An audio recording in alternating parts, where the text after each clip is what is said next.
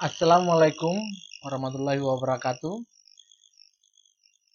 Salam jumpa kembali dengan saya, Baritaku. Saat ini kita akan masuk pelajaran kita, pendidikan Pancasila dan kewarganegaraan. Kita akan bicarakan tentang nilai-nilai Pancasila dalam kerangka praktik penyelenggaraan pemerintahan. Kompetensi dasar kita menganalisis nilai-nilai Pancasila dalam kerangka praktik penyelenggaraan pemerintahan negara. Tujuan pembelajaran kita yang pertama, peserta didik mampu mengidentifikasi pembagian kekuasaan dalam pemerintahan negara Republik Indonesia setelah amandemen. Yang kedua, peserta didik mampu mengklarifikasikan kedudukan dan fungsi Kementerian Negara Republik Indonesia dan lembaga pemerintah non-kementerian. Yang ketiga, peserta didik mampu menunjukkan contoh implementasi nilai-nilai Pancasila dalam penyelenggaraan pemerintahan negara Republik Indonesia. Materi pelajaran kita yang pertama adalah sistem pembagian kekuasaan negara Republik Indonesia. Yang kedua, kedudukan dan fungsi Kementerian Negara Republik Indonesia dan lembaga pemerintah non-kementerian. Yang ketiga, nilai-nilai Pancasila dalam penyelenggaraan pemerintahan. Tahu nggak sih apa beda pemerintah dengan pemerintahan? Pemerintah adalah penyelenggara pemerintahan negara atau pengelola kekuasaan negara untuk mencapai cita-cita dan tujuan negara. Pemerintahan merupakan proses atau cara pemerintah dalam menjalankan wewenangnya di berbagai bidang. Jadi, pemerintah merujuk kepada organ atau alat perlengkapan atau lembaga negara, sedangkan pemerintahan menunjuk pada bidang tugas atau fungsinya. Pemerintahan Negara Kesatuan Republik Indonesia sebagai pemegang kekuasaan negara terdiri atas dua tingkatan, yaitu pemerintahan pusat dan pemerintahan daerah. Apa itu sistem pemerintahan? Sistem pemerintahan adalah cara pemerintah dalam mengatur semua yang berkaitan dengan pemerintahan. Sistem ini berfungsi untuk menjaga kestabilan pemerintahan, politik, pertahanan, ekonomi, dan lain-lain. Sekarang kita masuk ke pelajaran kita, sistem pembagian kekuasaan negara Republik Indonesia. Yang pertama, kita akan melihat kekuasaan. Apa sih itu kekuasaan? Kekuasaan merupakan kemampuan seseorang untuk mempengaruhi orang lain agar melakukan tindakan yang dikehendaki atau diperintahkannya. Contohnya, ketika kalian mungkin belajar di rumah, tapi ternyata tiba-tiba nonton televisi. Lalu orang tua mengatakan, matikan televisi, silakan belajar. Lalu kalian melakukannya. Itu sebenarnya kekuasaan. Artinya, bagaimana orang tua kita mampu mempengaruhi kita untuk melakukan tindakan yang diperintahkannya. Kekuasaan negara ini merupakan kewenangan negara untuk mengatur seluruh rakyatnya untuk mencapai keadilan dan kemakmuran serta keteraturan. Jadi, ini kita lihat bagaimana kekuasaan ini menurut John Locke. Menurut John Locke, bahwa kekuasaan negara dapat dibagi menjadi 3 kekuasaan, yaitu kekuasaan legislatif, yaitu kekuasaan untuk membuat atau membentuk undang-undang. Yang kedua, itu kekuasaan eksekutif, yaitu kekuasaan untuk melaksanakan undang-undang, termasuk kekuasaan untuk mengadili setiap pelanggaran terhadap undang-undang. Yang ketiga, kekuasaan federatif, yaitu kekuasaan untuk melaksanakan hubungan luar negeri. Sekarang, menurut Montesquieu berkata bahwa kekuasaan negara dibagi 3, yaitu kekuasaan legislatif, yaitu kekuasaan untuk membuat atau membentuk undang-undang. Lalu ada kekuasaan eksekutif, yaitu kekuasaan untuk melaksanakan undang-undang.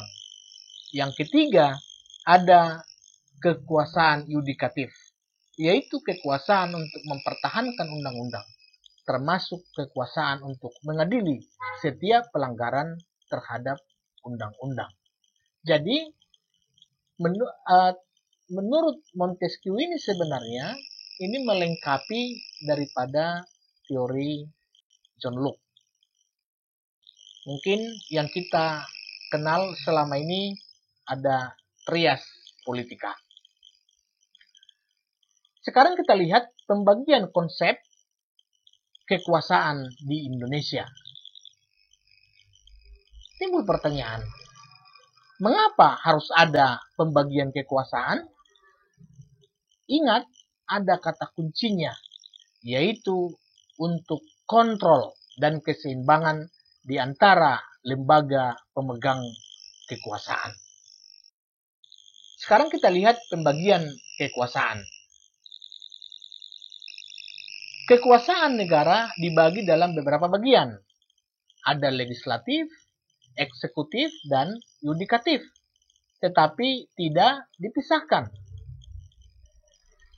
Ada lagi yang hal ini membawa konsekuensi bahwa di antara bagian-bagian itu dimungkinkan ada koordinasi atau kerjasama.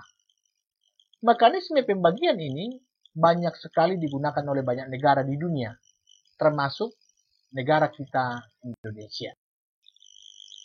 Pemisahan kekuasaan itu, kekuasaan negara itu terpisah-pisah di dalam beberapa bagian, baik mengenai organnya maupun fungsinya. Ada lagi bahwa setiap lembaga itu menjalankan fungsinya masing-masing.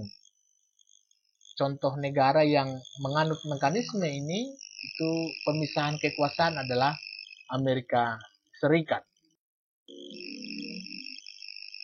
Sekarang kita lihat konsep pembagian kekuasaan yang dianut di Indonesia. Mekanisme pembagian kekuasaan di Indonesia diatur sepenuhnya di dalam Undang-Undang Dasar Negara Republik Indonesia tahun 1945. Penerapan pembagian kekuasaan di Indonesia terdiri atas 2 bagian, yaitu pembagian kekuasaan secara horizontal dan pembagian kekuasaan secara vertikal. Sekarang kita lihat masing-masing pembagian kekuasaan secara horizontal. Pembagian kekuasaan menurut fungsi lembaga-lembaga tertentu, legislatif, eksekutif, dan yudikatif. Berdasarkan Undang-Undang Negara Republik Indonesia tahun 1945, secara horizontal pembagian kekuasaan negara dilakukan pada tingkatan pemerintahan pusat dan pemerintahan daerah. Kita lihat sekarang bagaimana berdasarkan Undang-Undang Negara Republik Indonesia tahun 1945. Pemerintah pusat,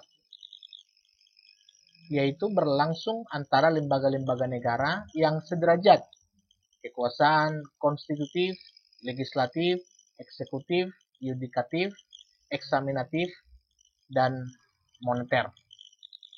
Ada pemerintah daerah, yaitu berlangsung antara lembaga-lembaga daerah yang sederajat, yaitu antara pemerintahan daerah, kepala daerah atau wakil kepala daerah, dan Dewan Perwakilan Rakyat Daerah atau DPRD. Sekarang kita lihat pembagian kekuasaan secara vertikal.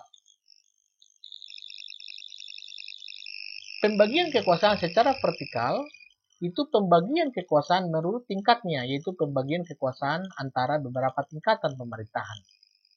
Dalam pasal 18 ayat 1 Undang-Undang Negara Republik Indonesia tahun 1945 menyatakan bahwa Negara Kesatuan Republik Indonesia dibagi atas daerah-daerah provinsi, dan daerah provinsi itu dibagi atas kabupaten dan kota. Yang tiap-tiap provinsi, kabupaten, dan kota itu mempunyai pemerintahan daerah yang diatur dengan undang-undang. Pembagian kekuasaan dalam pemerintahan Indonesia. Kita lihat bahwa tadi pembagian kekuasaan secara horizontal dan pembagian kekuasaan secara vertikal.